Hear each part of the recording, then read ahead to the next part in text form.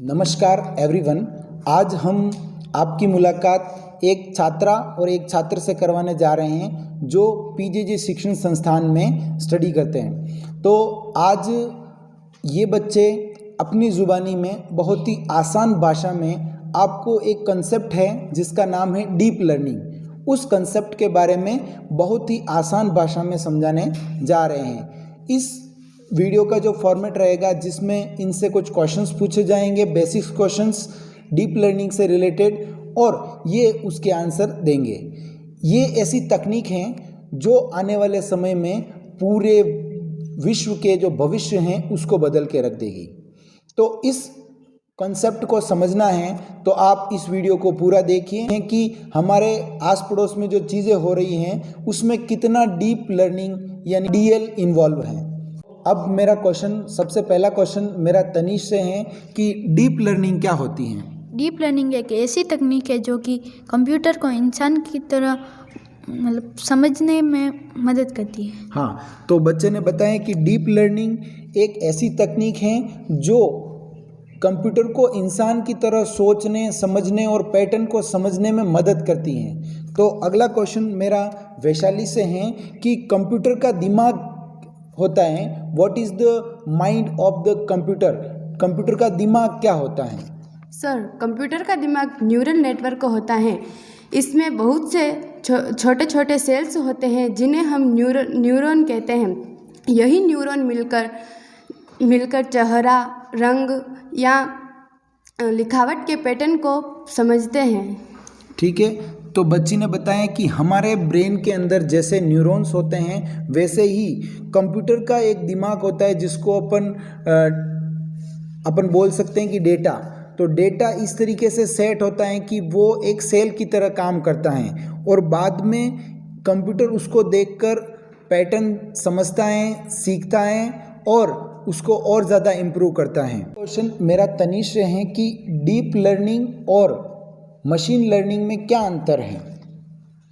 Machine learning में हम computer को खुद नियम सिखाते हैं, लेकिन डीप लर्निंग में कंप्यूटर खुद नियम बनाता है और खुद सीखता है, इसलिए यह ज़्यादा शक्तिशाली है। हाँ, तो मैंने पहले भी एक वीडियो बनाया था, उसमें मैंने दोनों में डिफरेंस बताया था कि जो मशीन लर्निंग और डीप लर्निंग में क्या डिफरेंस होता है। तो मशीन लर्निंग में हम खुद डेटा फिट करते हैं और कंप्यूटर अपने आप नहीं सीखता है तो भी एक छोटे लेवल पर सीखता है। लेकिन डीप लर्निंग में कंप्यूटर अपने ही डेटा को एनालाइज करता है और नई नई चीज़ें सीखता है और अपने हिसाब से नए नियम बनाता है।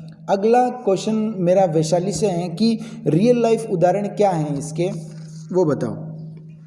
सर, इसके रियल लाइफ उदाहरण हर जगह हैं, जैसे मोबाइल का फेस अनलॉक, यूट्यूब की सिफारिशें, गूगल मैप्स, अस्पताल की बीमारी में की पहचान, चैट जीपीटी जैसे एआई भी इस डीप लर्निंग से चलता है। हाँ, तो बच्ची ने बताया कि फेस अनलॉक होता है, अपना फेस का पैटर्न पहचान लेते हैं, पॉइंट्स होते हैं चेहरे पर। तो आगे बच्चा बताएगा आपको इसके बारे में डिटेल से। तो अब बच्ची ने बताया कि चैट जीपीटी के अंदर भी डीप लर्निंग, जो एआई चैट बॉट होते हैं उसके अंदर भी डीप लर्निंग का काफ़ी ज़्यादा यूज़ होता है। तो अगला क्वेश्चन मेरा तनीश से है कि फेस अनलॉक होता है किसी भी फ़ोन में, वो कैसे काम करता है? सबसे पहले फ़ोन हमारे चेहरे के हज़ारों पॉइंट्स को स्कैन करता है। डीप लर्निंग उन हज़ारों पॉइंट्स का एक पैटर्न बनाती है।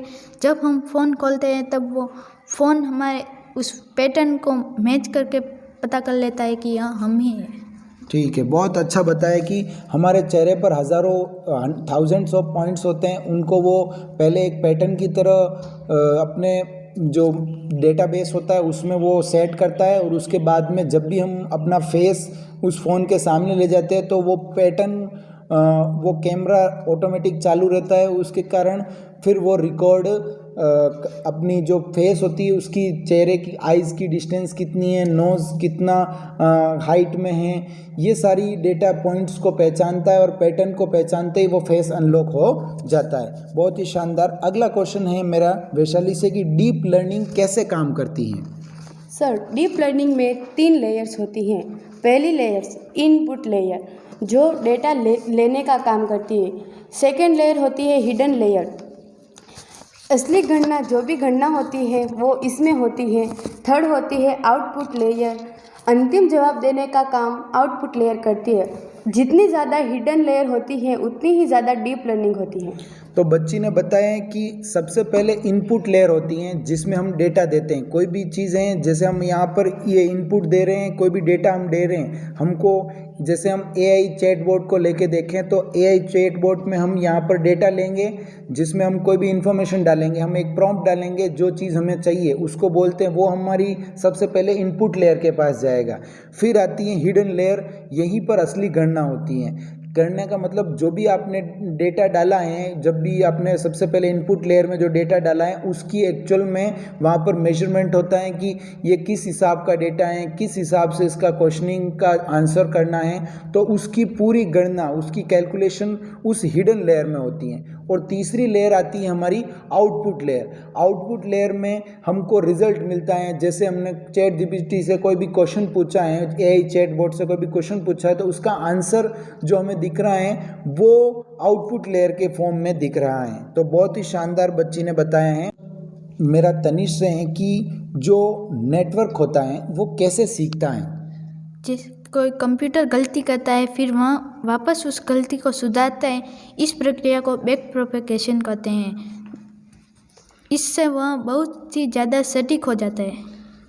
बच्चे ने बताने का प्रयास कर रहा है बच्चा कि जब हम कोई भी AI चैटबॉट हैं या फिर हम डीप लर्निंग में कोई कंप्यूटर को हम कोई डेटा देते हैं, तो अगर वो देने में हमको कोई गलती करता है तो वो उस गलती से सीखता है।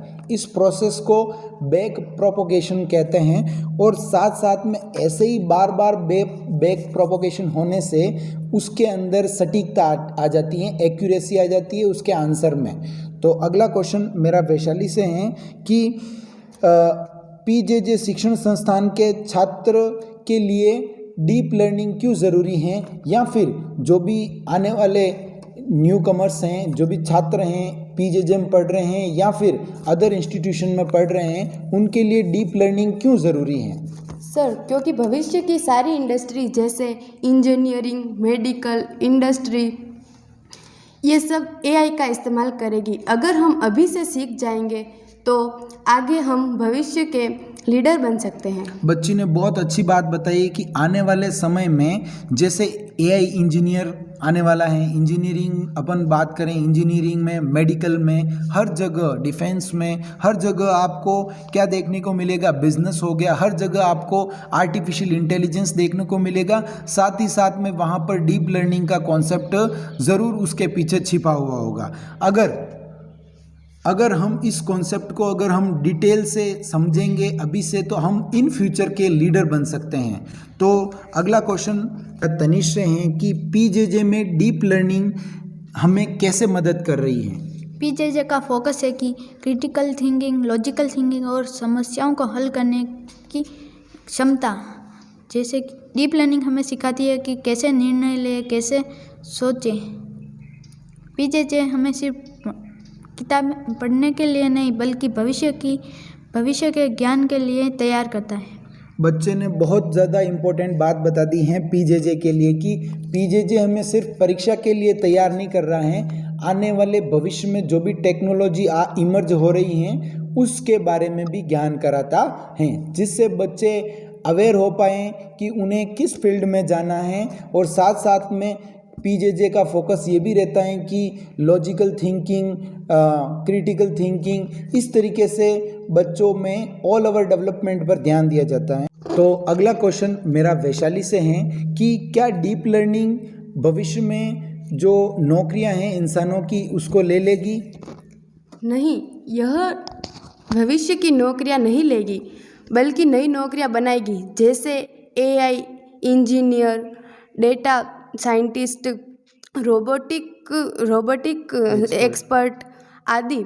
हमें डरने की नहीं बल्कि सीखने की ज़रूरत है। हाँ, तो बच्ची ने बताया कि आने वाले समय में नौकरियां छीनेगी नहीं डीप लर्निंग या AI से, इसमें नई नई जॉब अपॉर्चुनिटी आएगी, उसमें हमें उन टेक्नोलॉजी को सीखने की ज़रूरत पड़ेगी जिसके कारण हम वहाँ पर सर्वाइव कर पाएंगे। तो अगला क्वेश्चन मेरा तनिष से है कि डीप लर्निंग का सही उपयोग कैसे हो।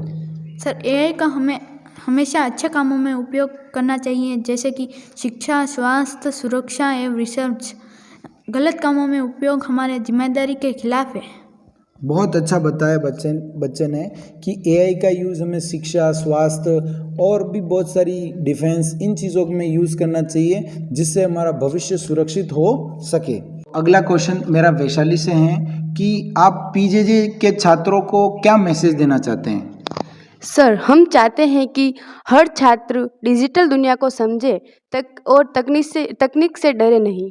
ठीक है, बच्ची ने बताया कि डिजिटल दुनिया को समझे, जो डिजिटलाइजेशन हो रहा है इस चीज़ को समझें और जो टेक्नोलॉजी आ रही है उससे डरने की ज़रूरत नहीं है। तो मैं तनिष से पूछना चाहूँगा कि आप क्या मैसेज देना चाहते हैं बच्चों को? पीजेजे में हम सिर्फ किताबें नहीं बल्कि भविष्य का ज्ञान भी सीख रहे हैं। हाँ, तो ये एक पीजेजे की यूएसपी हो गई है कि पीजेजे में बच्चे जो इन फ्यूचर में जो भी टेक्नोलॉजी इमर्ज हो रही हैं उसका ज्ञान कराने का पूरा प्रयास करता है।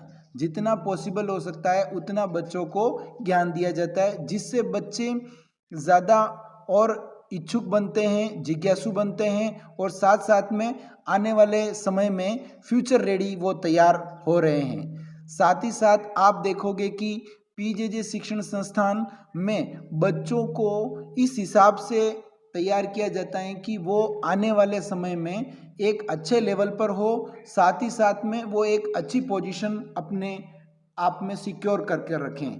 तो मिलते हैं अगले वीडियो में, आज के लिए सिर्फ इतना ही।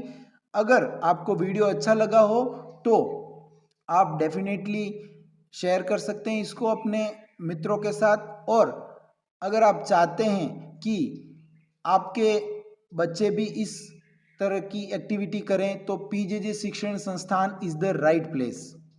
धन्यवाद।